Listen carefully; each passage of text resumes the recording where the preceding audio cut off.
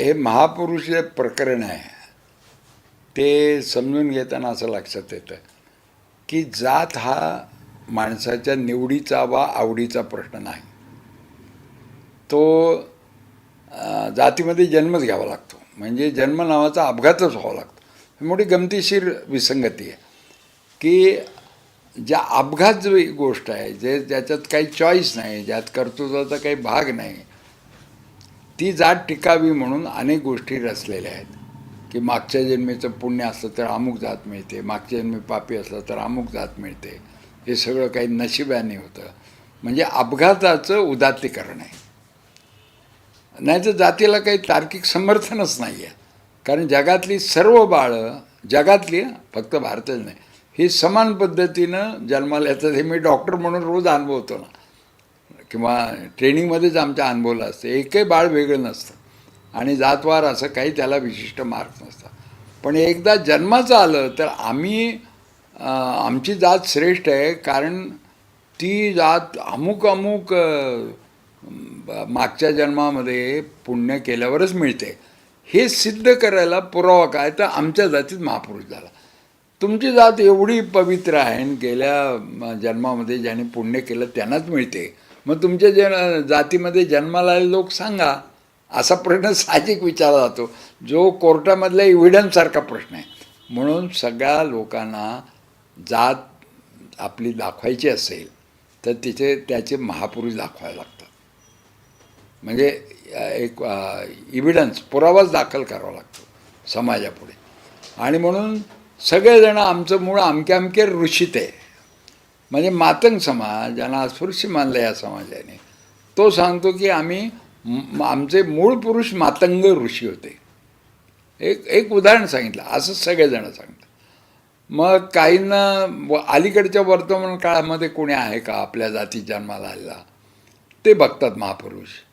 मग तो काही मिळाला नाही तर ते भूतकाळाचं चिखल उकरतात आणि खाणीतून काढल्यासारखा महापुरुष करतात. त्याच्यावर इतिहास रचतात, खोटा रचतात, त्याच्यावर सिनेमे काढतात, सिरियल काढतात, आणि मग कसंही करून माझा समूह श्रेष्ठ हे दाखवण्याची स्पर्धा लागते.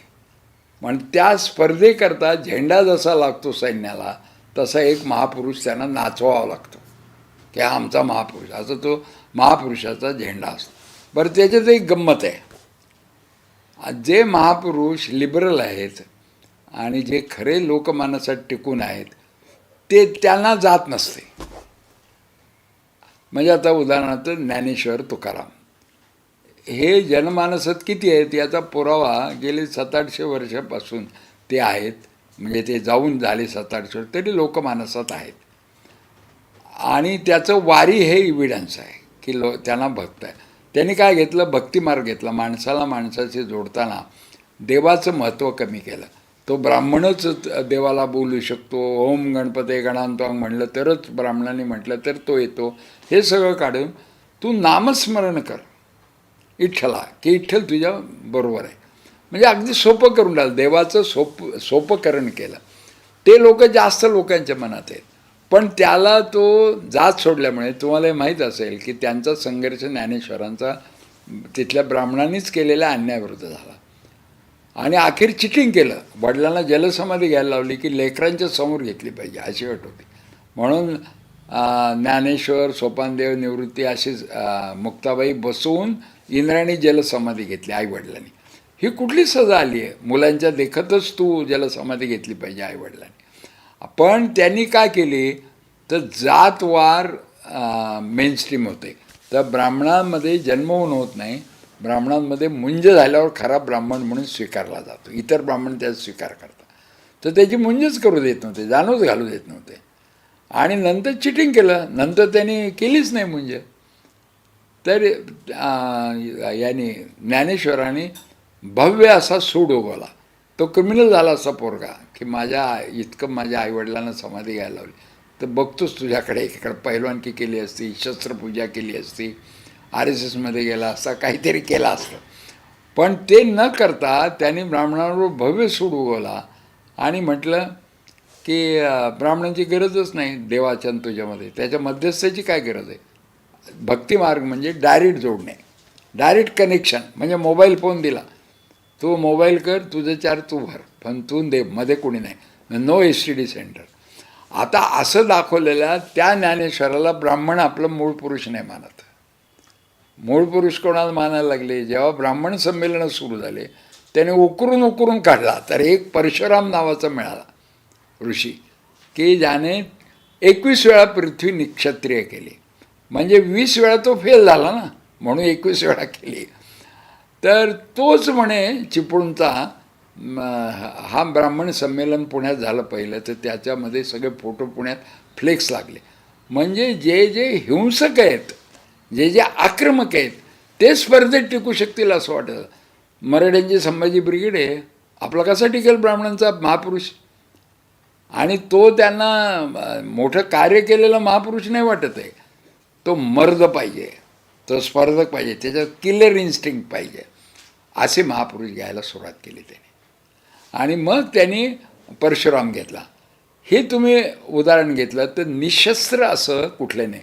कारण असं आहे की जातींचं लष्करीकरण सुरू झालेलं आहे सद्यस्थिती.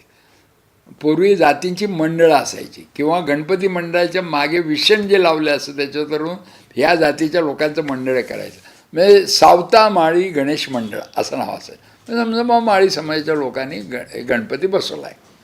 गणपती कॉमन, पण मागची नावं तुम्हाला जातीवाचक असायची, पण ते सौम्य होते. आता ते मंडळ हा शब्दच गेला मराठीतून. आता सगळं ब्रिगेडच आले, प्रत्येकाची ब्रिगेड असते.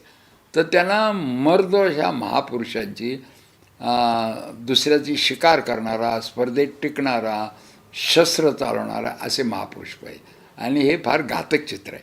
पण त्याचा एक दुसरा अर्थ आहे की जात टिकत नाही म्हणून जात तडफड करते टिकण्याची. आता आरक्षणाचा मोर्चा जी जात काढते ती जाहीररित्या कबुलीनामा देते की मला जातीगत व्यवसाय, म्हणजे जात जशी जन्माने आहे तसं व्यवसाय जन्माने होता ना, त्याच्यामध्ये माझं पोट भरत नाही आहे, माझी रोजीरोटी होत नाही, ही कबुलीचा बाब आहे. आणि म्हणून मला आरक्षण द्या बाबा, सरकारी नोकऱ्यामध्ये टिकवा. तर प्रत्येक आरक्षण मागणारा हा जातीपासून दूर गेलेला असतो. मग आपल्याला असं दिसतं की सध्या जातीवादाचं फार बोलतात लोक. तर ते काय, तर कुठल्याही गोष्टीचं रूपांतर व्हायचं असेल, म्हणजे पाणी हा पदार्थ घेतला तर त्याचं मूळ इलेमेंट H2O असतं, पण H2ची वाफही असते, H2चं बर्फही असतो. तर हे रूपांतर केव्हा होतं, तर पाण्याची वाफ हे रूपांतर होताना त्याच्या पृष्ठभागावर बुडबुडे खूप येतात आणि ते बुडबुडे फुटतात आणि वाफ होते. तर पहिल्यांदा आवाज मोठा करायचा, बुडबुड्यासारखं बुडबुड बुडबुड करायचं आणि वाफेत जायचं. वाफ झाली की शांत होतं. ते जातीवाद हा मावळतं सूर्य हे आरक्षणाच्या मोर्चाने सिद्ध होतं. आणि मग त्या जातीला गोळा करायला, हिप्नोटायझिंग इफेक्टला त्यांना मर्द पुरुष लागतो, त्याच्यात सुरक्षित वाटतं सगळ्या समूहाला. म्हणून या महापुरुषांचा राजकीय वापर आता केला जातो आहे. पण त्याच्यामध्ये काही काही महापुरुषांचा काळ संपतो. म्हणजे आता ब्राह्मणांना शिवाय देणारे महापुरुष असं एक महाराष्ट्रात फॅशन आली. फुले, आंबेडकर, शाहू महाराज असं म्हणल्याशिवाय सभेची सुरुवात होत नाही. आणि ते ज्या ब्राह्मणांविरुद्ध बोलतात ते ब्राह्मण गेले परदेशात, किंवा त्यांची मुलं बाळं तिकडे, किंवा त्यांचा आत्मा पुढं पाठवला आणि हे मागून जात आहेत. यांचे नुसते शरीराने जागतात तिथे. पण त्यांनी ब्राह्मिनिझमचे जे काय तत्त्व आहेत, विषमतेची, उतरंडीची, एकमेकांपासून अंतर वाढवण्याची, ती सगळी तत्त्व ते सगळ्यांच्या डोक्यामध्ये घालून गेलेत. आज आदिवासीमध्ये तुम्हाला ब्राह्मिनिझमचा इफेक्ट दिसतो, तुम्हाला दलितांमध्ये दिसतो, तुम्हाला बहुजन समाजात दिसतो, तुम्हाला सगळ्यांमध्ये जातीचा तो इफेक्ट दिसतो. आणि याचा अर्थ असा आहे की काही काळ हा संघर्ष होईल, पण त्याच्यानंतर एका शहाणपणाचा नवा सूर्य उगवेल. हा मावळतीचा सूर्य जाता की का त्या जातीमध्ये राहिले ना, त्याच्यामुळे व्यवसाय मिळत. आता कुठल्याही नावेला जर विचारलं तर तो म्हणतो पोराला कॉम्प्युटरमध्ये घालायचं, आपला व्यवसाय द्यायचा. इतकी स्वतःच्या व्यवसायाबद्दल, जातीगत व्यवसायाबद्दल घृणा निर्माण झालेली. आणि आमचा ब्राह्मण डॉक्टर माझ्या वेळेचा कोपरकर, माझा ज्युनियर, हा पुण्यामध्ये चेन चालवतो ब्युटी पार्लरची, आणि आपला डॉक्टरी व्यवसाय करतो, आणि तो सलून निर्माण करते. भांडारकरला त्याचं पॅपिलॉन नावाचं सलून आहे आणि तो म्हणतो डॉक्टर आणि नाभी यांचा संबंध आहे खरा, नाभीपूर्वी शस्त्रक्रिया करायची आणि त्याचं जोरच चाललं आहे. तर जातीगत व्यवसायाचं काय राहिलं? चितळे दुधाचा व्यवसाय करतात म्हणजे त्यांनी गवळी व्यवसाय स्वीकारलेला आहे. तसं जातीगत ब्राह्मण भिक्षुकीचा व्यवसाय चितळे करत नाहीत. पुण्यामध्ये एवढे हे आहेत. तर व्यवसायांतर होत आहे, पण जात सोडायची हिंमत अजून होत नाही आहे. आणि महापुरुषांनी हा कदाचित महापुरुष हा शेवटचा प्रयत्न असेल जात टिकवण्याचा, की मग जर आपण जात सोडली तर आपण महापुरुषाची नातं सांगण्यापासून, बढाई मारण्यापासून वंचित हो. आणि त्या सगळ्या महापुरुषांचे पराक्रम त्यांनी यांना मारले आणि त्यांना मारले आणि हे कसे विजयी झाले असे असतात. असेच महापुरुष आहेत. महाराष्ट्रामध्ये ज्ञानेश्वर, तुकाराम, एकनाथ किंवा असे संत परंपरा फार मोठी आहे.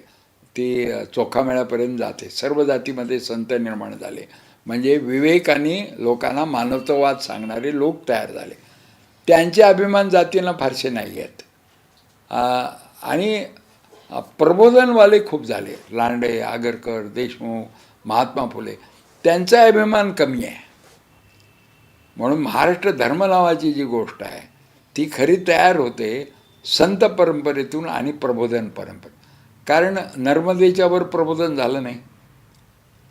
दक्षिण भारतात थोडंफार रामस्वामी नायकरनी केलं, पण ते फार आक्रमक पद्धतीने केलं, की ते प्रत्येक दसऱ्याला आपल्या उत्तरेकडे रावण दहन होतं आणि ते रामाच्या पुतळ्याला जोडे मारण्याच्या मिरवणुका निघायच्या. कारण रावण आमचा दक्षिण भारताचा राजा, त्याची तुम्ही विटंबना करता तर आम्ही तुमची करतो.